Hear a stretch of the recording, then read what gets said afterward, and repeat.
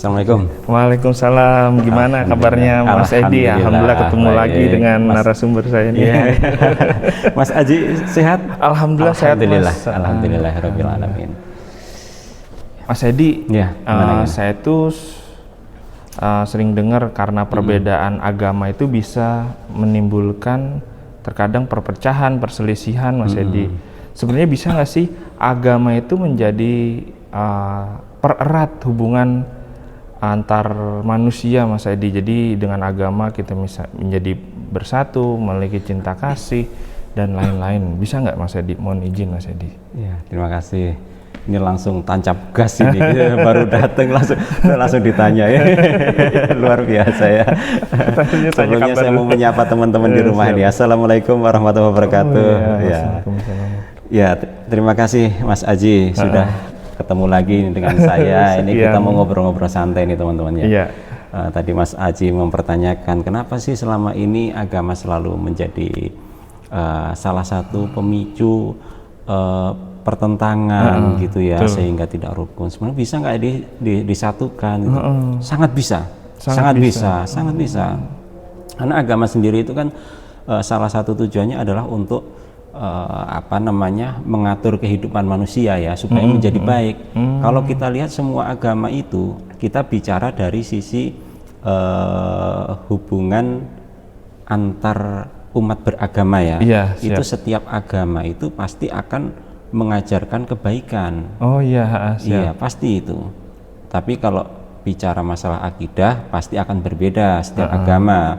Kalau kita bicara akidah, setiap agama punya keyakinan yang diajarkan kepada para pengikutnya itu dan pasti berbeda. Walaupun sebenarnya inti tujuannya sama, tapi mungkin dalam pengajarannya memang ada perbedaan-perbedaan. Ya kita tahulah setiap agama itu sama-sama di Indonesia ini dikatakan ketuhanan yang Maha Esa. Kita sama-sama menyembah Tuhan yang Esa. Semua agama di Indonesia ini mengatakan Tuhannya Esa. Tetapi pemaknaan dari kata Esa sendiri itu akan berbeda-beda. Itu kalau kita cari perbedaannya. Nah, itu terus kalau kita mau ayal-ayalan ya. Nah, itu Mas itu yang jadi masalah. Yang sering saya lihat kadang-kadang begitu. Jadi ngelihatnya itu kok agama itu nggak bisa bikin damai, seolah-olah ya Mas. Bukan nggak bisa bikin damai, kitanya saja yang mungkin salah dalam menafsirkan ajaran agama itu sendiri. Cara kita, sudut pandang kita ya Mas Edi ya. Setiap umat beragama ketika kita berbicara teks keagamaan, itu teksnya, contoh dalam Islam lah, kita harus yakin dulu Quran itu benar. Kita harus yakin itu dulu. Kalau misalnya ada pengamalan dari umat beragama itu, umat Islam katakan gitu lah, kok dia itu menyimpang dengan menggunakan dalil-dalil ayat Al-Quran, bukan Al-Qurannya yang salah, tapi yang bersangkutan mungkin pemahaman terhadap ayatnya itu yang kurang pas, gitu. Sehingga itu yang sering terjadi permusuhan atau ketidaksepemahaman seperti itu. Tapi kalau kita bicara persamaannya, semua agama itu pasti mengajarkan kebaikan. Coba di agama mana yang membolehkan orang mencuri? Kayaknya nggak pernah dengar. Nggak ada kan? Di ajaran agama mana yang membolehkan orang membuat nyalai itu berbuat salah dulu ke orang lain? Ada nggak? Kayaknya nggak ada. Nggak ada juga ya. Rata-rata kebenaran yang diajarkan tiap agama baik Islam, Kristen, Hindu, Buddha, Konghucu tidak akan mengajarkan umatnya untuk melakukan kesalahan. Katakanlah mengajarkan kita untuk mukul orang lain, kan nggak ada. Menyakiti orang lain. Nggak ada. Pasti kalau misalnya sampai ada perintah untuk membela diri atau segala macam, itu pasti ada alasannya kan gitu. Gitu. Tidak serta-merta kita dia beda dengan kita nih, harus kita musuhin, nggak ada. Nggak ada. Setahu saya nggak ada. Gini Mas Edi, berarti kan Itu tergantung dari mana kita dengar ya, siapa yang kita ikuti. Jadi pertanyaannya gini, bagaimana sih pimpinan agama atau orang yang dituakan atau orang yang menjadi panutan itu dapat mempromosikan atau menghimbau kepada pemeluk agama itu untuk tentang persatuan, bukan untuk perpecahan. Gimana sih Mas Edi? Ya. Apa sih hubungannya antara pemimpin agama dengan persatuan? Ya sangat penting ya, tokoh agama itu pasti akan menghimbau ke umatnya untuk melakukan kebaikan-kebaikan, baik itu kepada sesama Islam, sesama Kristen, sesama Hindu, sesama Buddha, sesama Konghucu, atau antar umat beragama. Itu pasti mengajarkan seperti itu. Dalam hubungan bermasyarakat pasti mengajarkan. Makanya itu tadi saya bilang, kayaknya nggak ada deh agama yang mengajarkan kita untuk memusuhi orang lain. Terus ini Mas Edi, apa mungkin agama itu bisa menyatukan kehidupan bermasyarakat di Indonesia ini yang sangat majemuk? Jelas. Sekarang dari sekian juta masyarakat Indonesia, berapa persen sih orang yang ketika dia dikatakan orang yang beragama, orang yang sangat religi, tapi kok perilakunya ekstrim? Berapa persen coba? Sedikit ya. Sedikit. Tapi itu yang kadang-kadang terekspos Mas Edi. Nah, jadi itu kadang-kadang tergeneralisasi. Ya, kadang-kadang begitu. Tapi perilaku umat beragama itu tidak mewakili atau tidak mencerminkan dari agama itu sendiri. Tidak mewakili dari agama itu sendiri. Katakan gini, kita orang Islam nih. Kemudian di dalam Islam itu kan mencuri itu kan dilarang. Iya betul. Iya kan? Tapi ada nggak umat Islam yang jadi pencuri? Ada. Nah, apakah agama yang salah? Kayaknya enggak deh, ajarannya kan? Aja enggak gitu. Iya, enggak kan? Iya. Berarti orangnya yang salah. Kita sering menyebutnya oknum. Iya, oknumnya salah, oknum. Kan gitu. Oknum.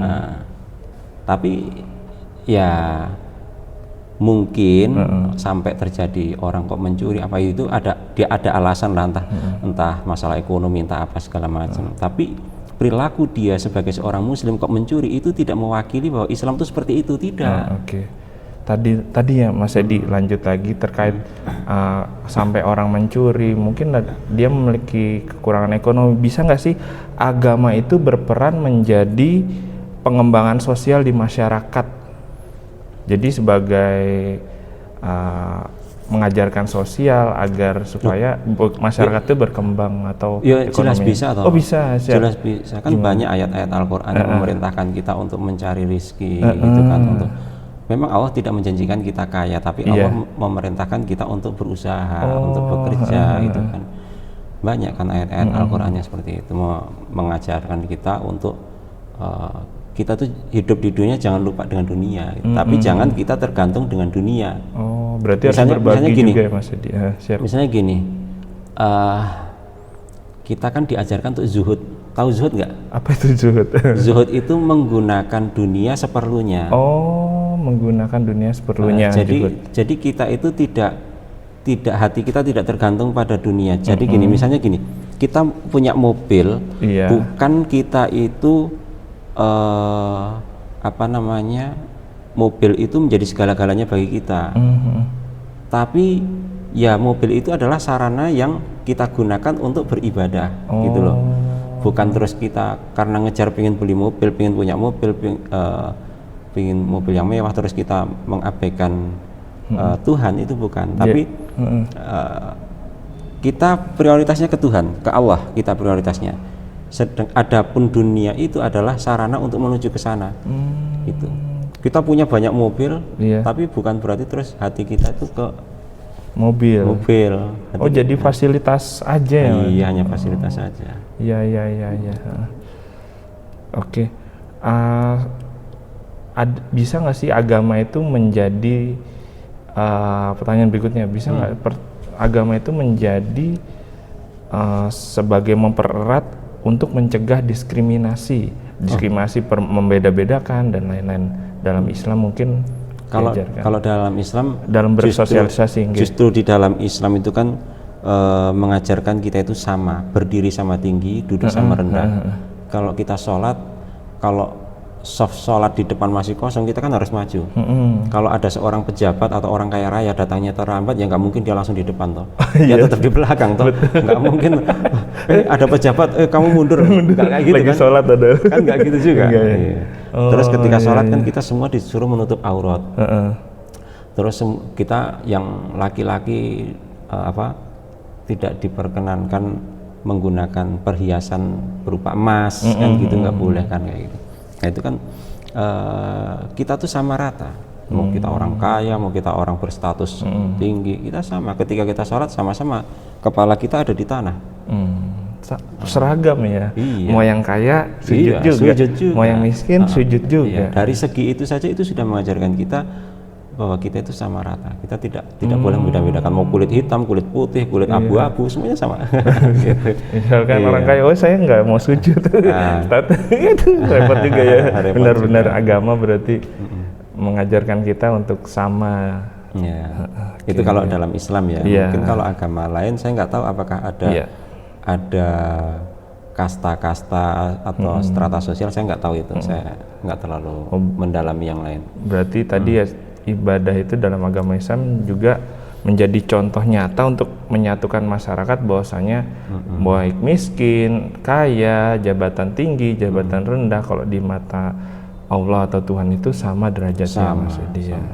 Itu bisa disimpulkan bahwasanya agama juga itu bisa menjadi perekat semboyan Bhinneka Tunggal Ika ya, Mas Edi. Iya, bisa. Dan kita sudah terbukti di Indonesia ini kita banyak agama.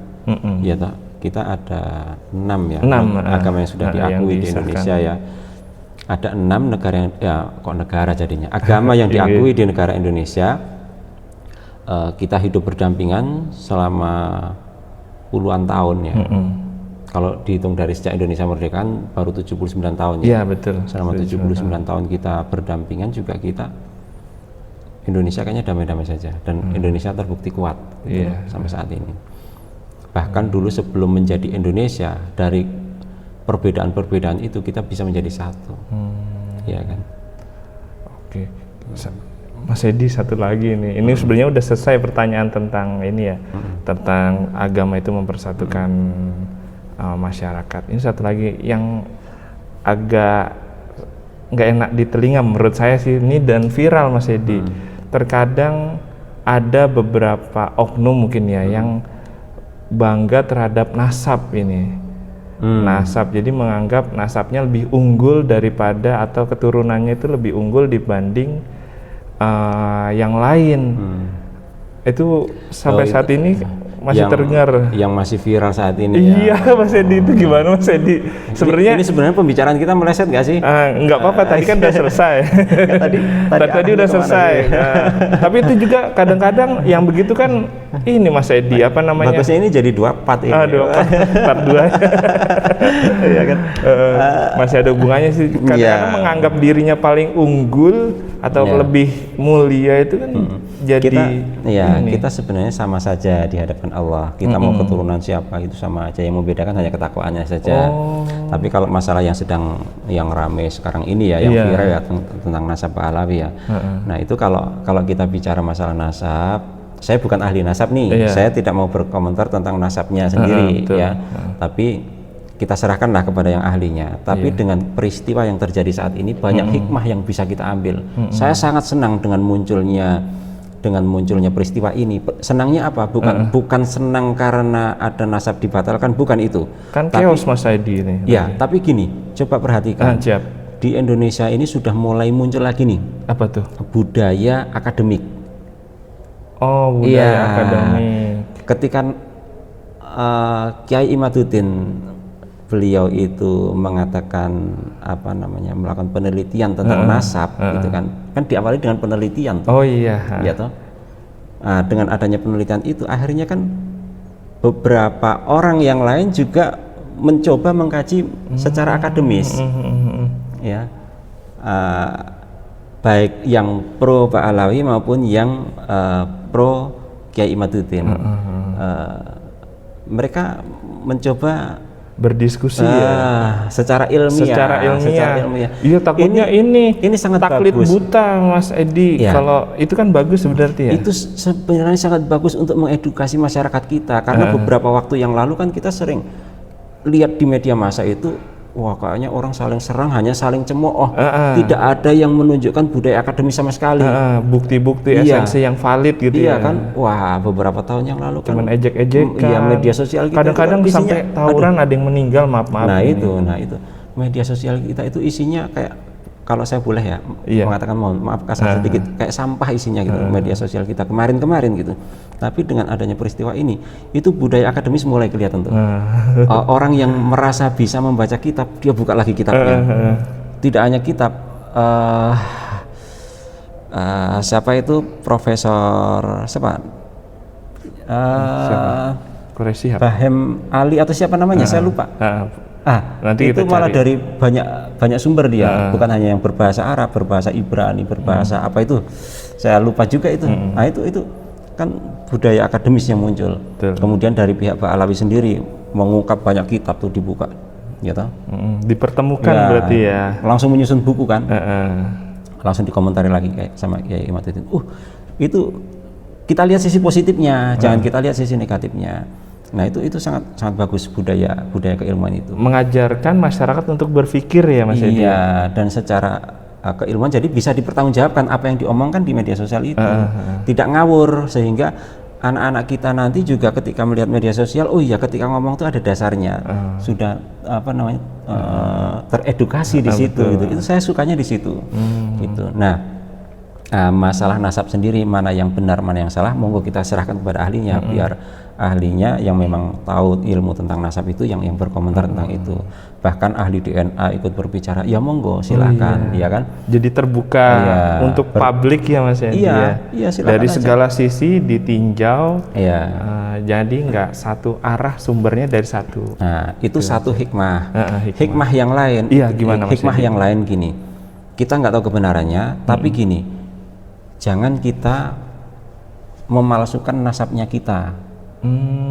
Satu hikmahnya apa yang terjadi, saya bukan berarti mengatakan begini kemudian saya setuju dengan Kiai Imaduddin, bukan membatalkan nasab Pak Alawi, bukan, karena saya nggak tahu masalah nasab, monggo silakan ahli nasab. Saya hanya ingin mengatakan begini, saya bukan pro yang Pak Alawi juga terlalu fanatik begitu, bukan juga. Saya monggo saya serahkan ke ahli nasabnya ya. Saya cuma mau mengatakan begini,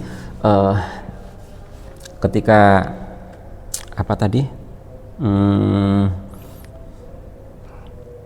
ketika kita memalsukan nasab kita, mungkin untuk kepentingan politik, kepentingan ekonomi atau kepentingan yang sifatnya duniawi sesaat ya, saat ini ya, saat di dunia, kita palsukan nasab kita, yang kasihan tuh anak cucu kita. Kenapa bisa kasihan? Loh, kita sudah membanggakan kita jadi orang besar gitu kan, tapi nasabnya kita palsu. Waktu pas kebongkar mungkin. Anak-anak kita di sana sudah membanggakan begini-begini, ternyata salah. Berapa puluh orang, berapa keturunan kita, mereka merasa mengatakan kebenaran, ternyata yang diomongkan adalah keliru. Nah, itu kan sangat menyakitkan bagi anak-anak kita. Jangan sampai terjadi. Makanya di dalam Islam itu sangat benar-benar menjaga nasab. Ya, nasab garis keturunan itu sangat benar-benar dijaga. Makanya pernikahan dalam Islam itu diatur betul. Makanya di situ ada namanya mahram, yang orang yang tidak boleh dinikahi, sama ada yang namanya ajnabiyah, orang yang boleh dinikahi. Itu diatur semua dalam Islam. Itu supaya apa? Supaya kita itu ke depan, anak cucu kita itu tidak salah jalan. Gini, kalau ada orang tidak melakukan pernikahan, dia berzina sehingga dia punya anak, ya. Ternyata karena sekarang teknologi sudah berkembang, tes DNA, diketahuilah DNA-nya. Sekarang mungkin nggak ketahuan nih kalau itu hasil perselingkuhan. Tapi karena tahu ini apa namanya, ini dulu bapak ini pernah tes DNA, tersimpanlah ini, lagi nggak ada kepentingan disimpan.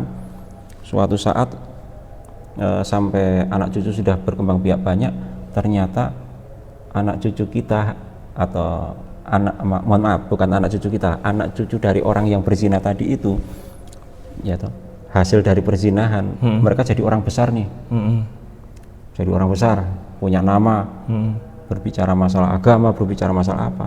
Ternyata ketika ada masalah, setelah diketahui, loh ini kan nggak pernah ini nikah dengan ini, kok ini DNA-nya sama dengan ini, loh berarti dulu orang ini berzina. Nah itu kan wah mengerikan sekali kan, mengerikan sekali. Mungkin saat ini kita atau mungkin saat ini orang-orang itu merasa aman, tidak ada masalah apa-apa. Tapi ketika ada masalah kayak gini, ketika anak cucunya jadi orang-orang besar, ada perselisihan, begitu terungkap, ternyata hasil perzinahan, kan malunya wah luar biasa. Itu dari sisi itu ada 2 hikmah yang kita dapat paling enggak.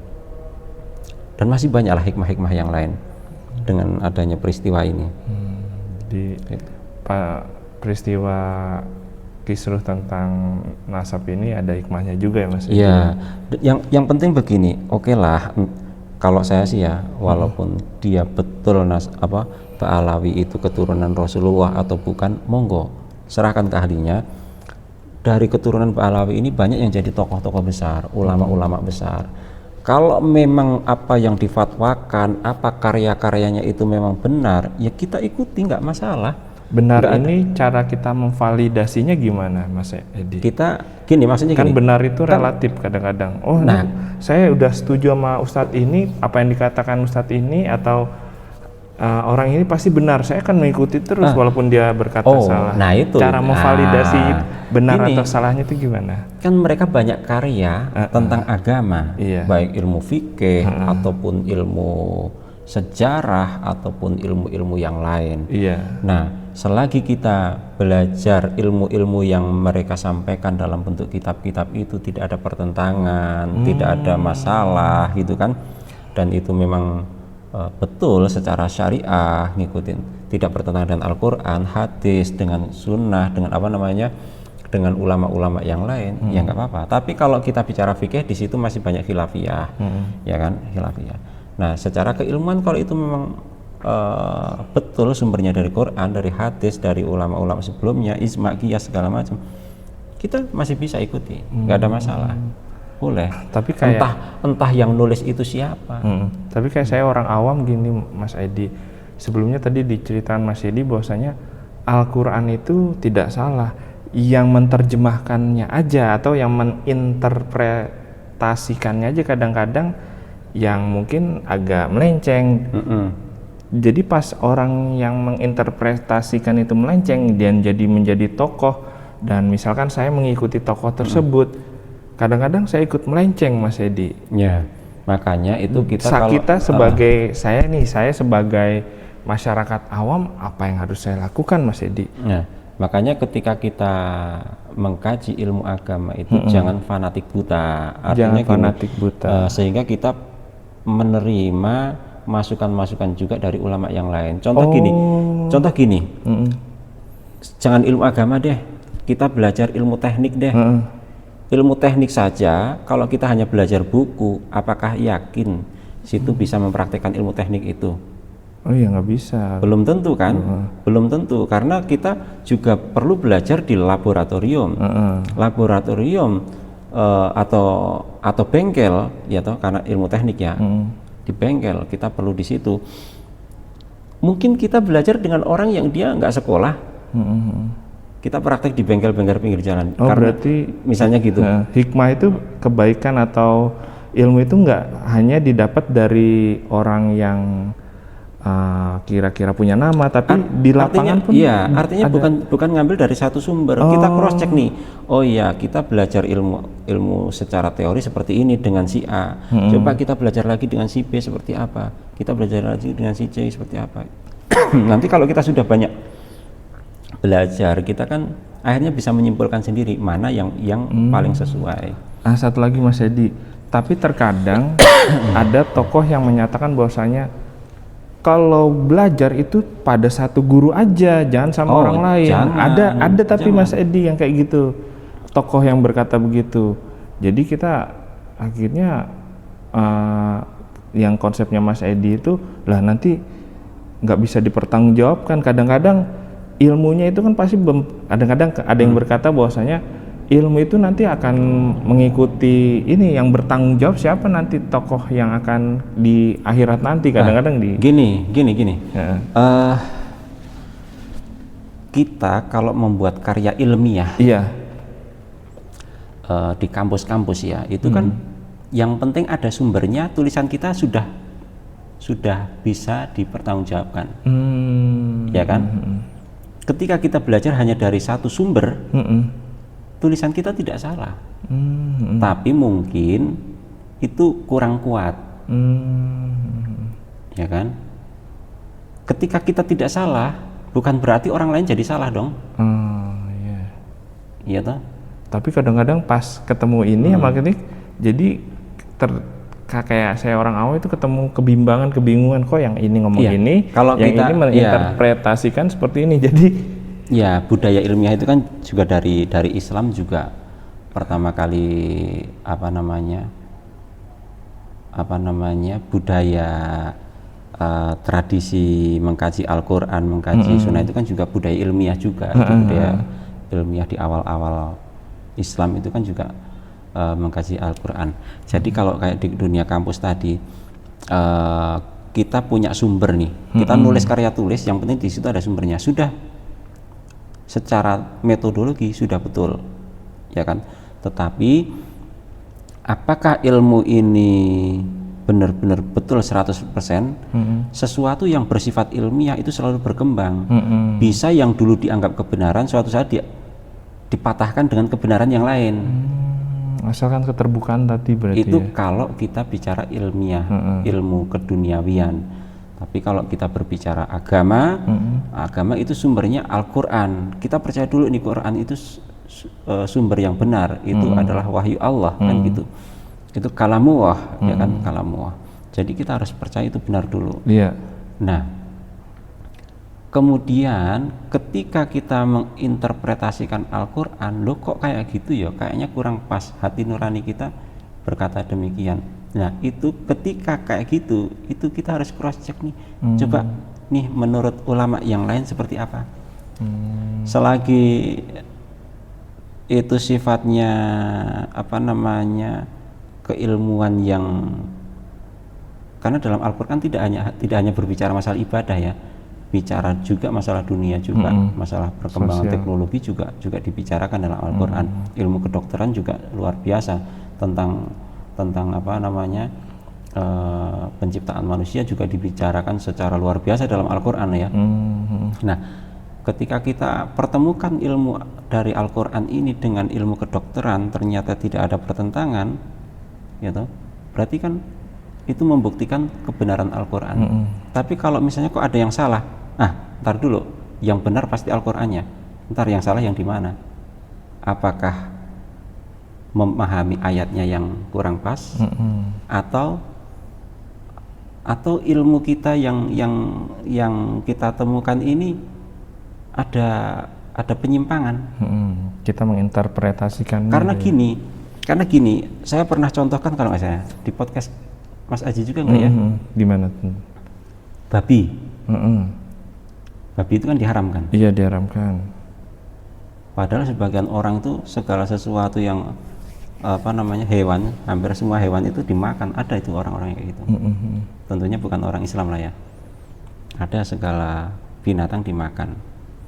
Saya berpikir begini, berbicara tentang babi itu bisa kita analogikan gini.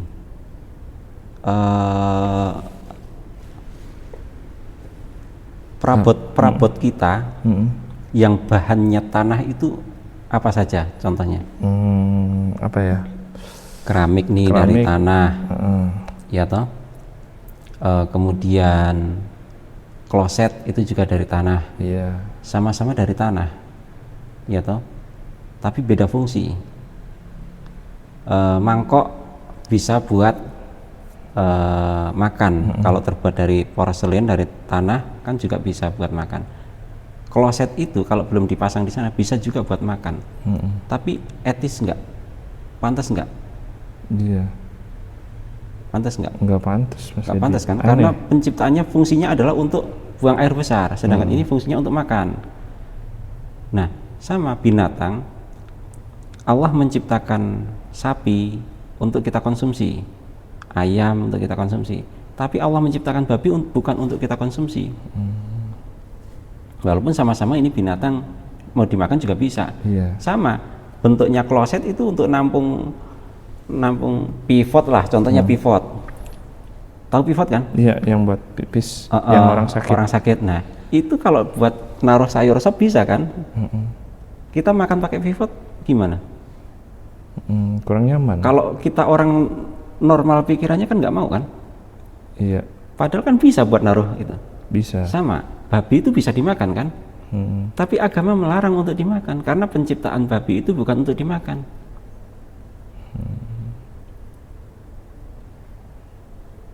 Ya kan? Iya. Nah, makanya ketika loh salahnya di mana? Ini enak kok dimakan. Salah kamu menafsirkan. Kalau kamu itu hanya mengandalkan otak kamu sendiri, mungkin iya itu bisa dimakan babi itu. Tapi Al-Quran mengatakan jangan dimakan, nggak boleh. Ya nggak usah dimakan. Yang benar Al-Qurannya. Ternyata kalau dicek kan banyak kemadzaratannya ketika loh enak kok, ternyata dia dari kecil juga makan babi sampai tua, sampai dewasa juga nggak apa-apa. Loh, oke, silahkan saja. Tapi ketika Al-Quran mengatakan begitu, mungkin kita belum menjumpai secara lahiriah yang secara langsung kita jumpai ke orang yang bersangkutan itu madzarat dari makan babi.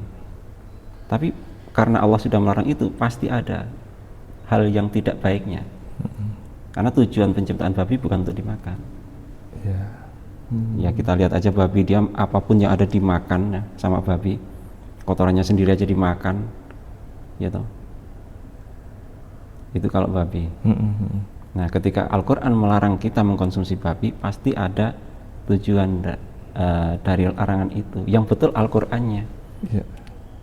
Oke, tadi balik lagi ya tadi sampai ke babi bahwasanya. Makanya ini kita ngobrolnya gimana sih? Kita dari pertama tadi jadi menginterpretasi Al-Quran, analogi tadi ya. Interpretasi. Kita udah bicara mana-mana, sampai bicara babi, aduh apa hubungannya ini? Biarlah teman-teman yang mencari sendiri, ini omongan santai lah ya. Omongan santai ini kita kemana-mana ya. Oke, jadi pastikan saja bahwasanya kita harus meyakini ya, bukan pastikan saja ya, kita harus meyakini bahwasanya Al-Quran itu benar. Dan jika pas dipraktekkan atau ada kendala di lapangan, berarti bukan kendala, maksudnya gini, ketika ada orang muslim yang katanya mengacu kepada Al-Quran, ketika melakukan keburukan dengan berdasar dalil-dalil Al-Quran, berarti dia salah dalam menafsirkan Al-Quran. Clear. Gitu. Salah dalam menafsirkan Al-Quran. Nah, terkait tadi yang masalah nasab kemarin kan, dengan terus bicara nasab tapi dihubung-hubungkan juga dengan masalah pemalsuan makam. Oh iya, ada itu. Dia ya lupa saya. Ada dengan perilaku habaib yang arogan. Sampai ada yang bilang gini, Mas. Ya, sejelek-jeleknya sejelek-jeleknya Habib masih lebih baik daripada ulama yang soleh, katanya. 70 ulama gitu kan. Nah gini, gimana itu? Padahal kan di Al-Quran udah jelas ya, orang yang terbaik di mata Allah itu orang yang paling bertakwa ya, bukan nasab ya.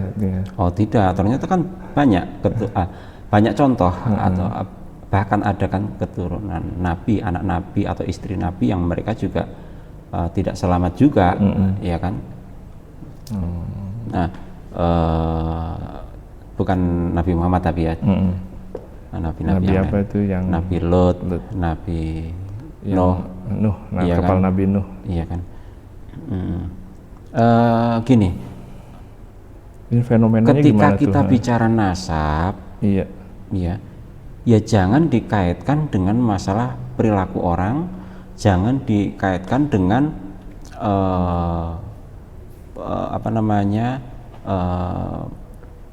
yang pemalsuan makam. Itu hal yang berbeda.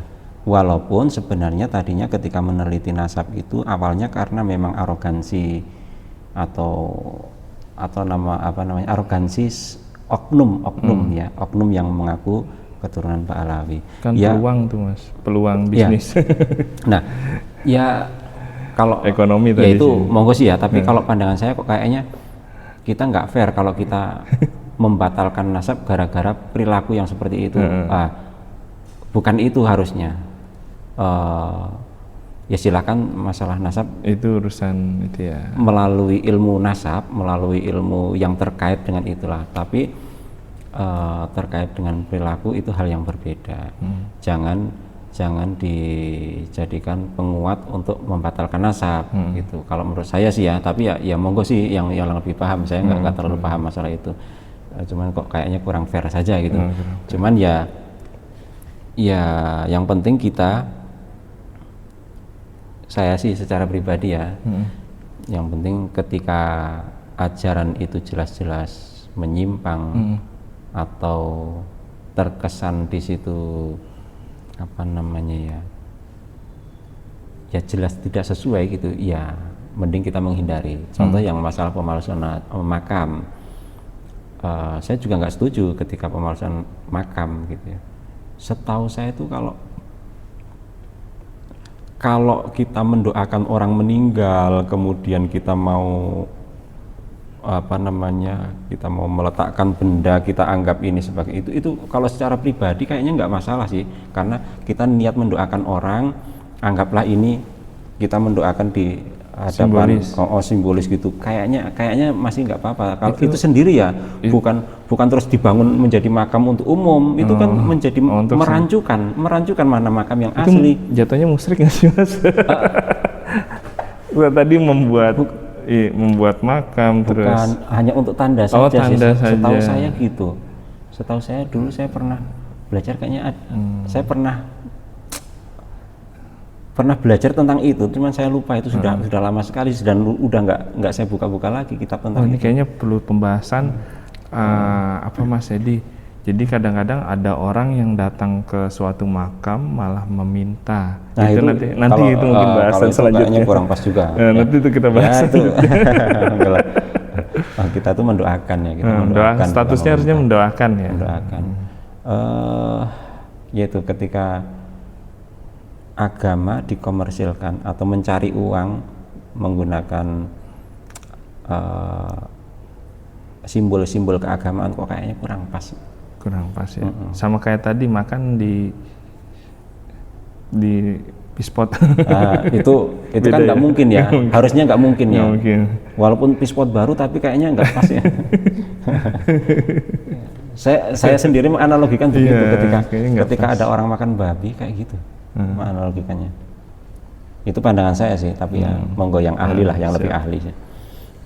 Saya hanya mempermudah dalam analisa ya Mas. Memahami. Tapi kalau tafsir Al-Qur'annya sendiri pasti tidak begitulah. Itu hanya saya secara pribadi itu pandangan saya. Bagaimana memahami itu, gitu aja sih. Gitu. Yang penting ketika ajaran yang disampaikan oleh seseorang ini tidak menyimpang, masih sesuai dengan Al-Qur'an, hadis, ijma', qiyas ya. Itu no problem sih. Tapi ketika ajaran itu menyimpang kayak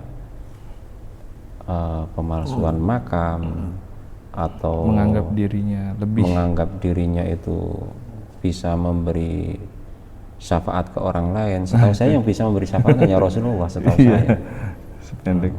Tapi kalau ada manusia lain mengaku bisa memberi syafaat, kok kayaknya perlu dipertanyakan gitu.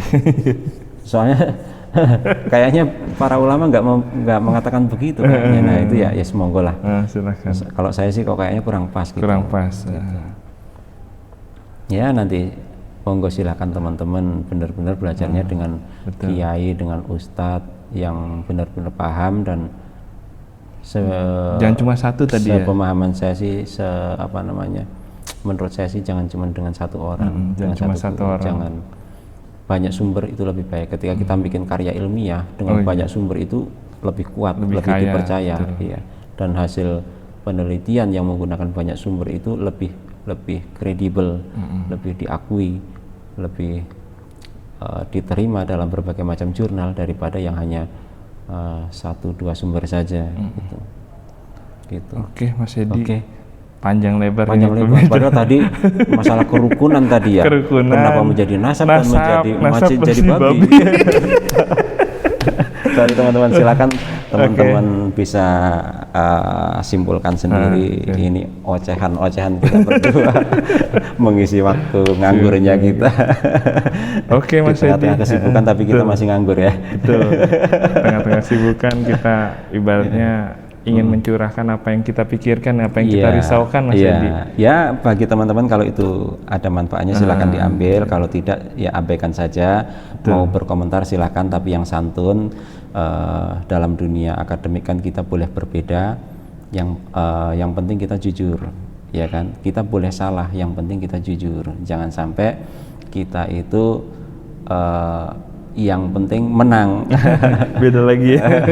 Yang penting menang. Kita bukan masalah menang dan kalah, bukan masalah siapa yang benar siapa yang salah, ya, tapi kita berusaha benar-benar ketika kita belajar itu mencari yang benar. Gitu. Ketika memang teman kita atau orang yang berbeda dengan kita ternyata yang benar, ya monggo. Kita harus terima ya, Mas. Ya, kalau dari obrolan kita berdua ternyata itu salah, ternyata itu menyimpang, abaikan saja. Silakan teman-teman berkomentar, itu akan memperkaya hasanah buat kita. Oke teman-teman, itu aja. Oke, makasih teman-teman. Makasih Mas Edi. Ya, mari makasih kita Mas Haji. Podcast kita pada kesempatan ini. Ya, monggo Mas Edi tutup.